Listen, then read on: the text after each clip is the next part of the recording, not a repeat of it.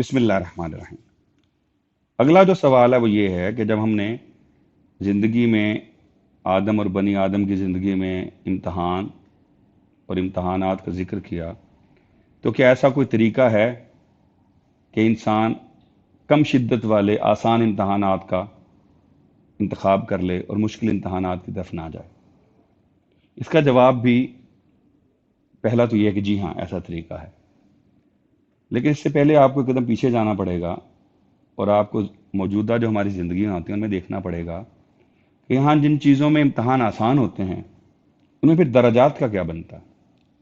مثال کے طور پر کسی دفتر میں اگر آپ نے چپڑاسی بھرتی ہونا ہو تو اس کا امتحان آسان سا ہوتا ہے، اسی دفتر میں اگر آپ نے افسر لگنا ہو تو امتحان مشکل ہو جاتا ہے، اسی دفتر میں آپ نے اس دفتر کا سربراہ لگنا ہو تو امتحان اور مشکل ہو جاتا ہے۔ یہ ایسے ہی ہے۔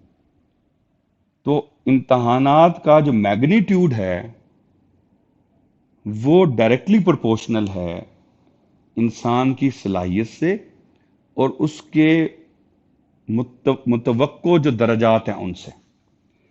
مسئلہ صرف یہ ہے کہ جب ہم امتحانات کو چھوٹا کرنے کی بات کرتے ہیں تو ہم درجات کی طرف نہیں جاتے۔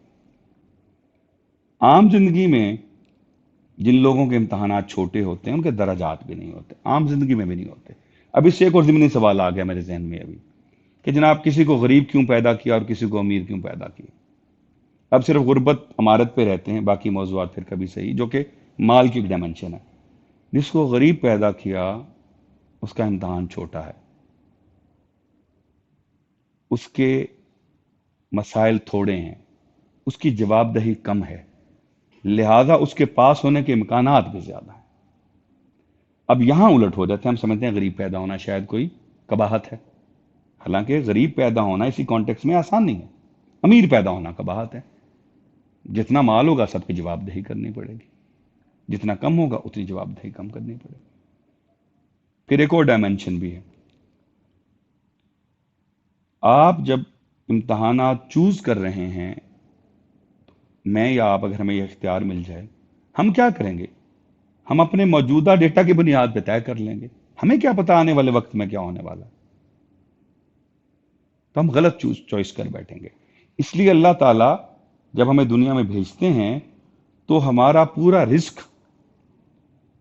پورا رزق طے کر کے ہمیں بھیجتے ہیں، اسی رزق سے ایسوسیٹڈ اور پروپورشنل ہمارا امتحان ہوتا ہے۔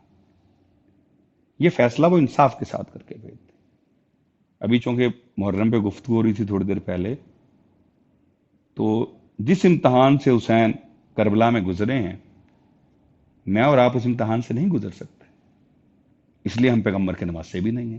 یا ریورس کر لیں، وہ چونکہ پیغمبر کے نواسے ہیں لہٰذا انہیں اس امتحان سے گزرنا پڑا۔ تو اگر پیغمبر یہ کہہ کے جاتے ہیں کہ جو ان سے محبت کرتا ہے وہ مجھ سے محبت کرتا ہے اور یہ جنت کے نوجوانوں کے سردار ہیں، تو اس کا امتحان بھی تو دیکھ لیں نا، پھر یہ وائس ورثہ کر لیں۔ تو جو آپ کے پاس گیون امتحان ہے اس کو نہ بڑا سمجھیں نہ چھوٹا سمجھیں۔ اس امتحان سے سرخرو ہونے کے لیے دو ٹولز ہیں ہمارے پاس، ایک عبادات، دوسرا اللہ سے مدد مانگنا۔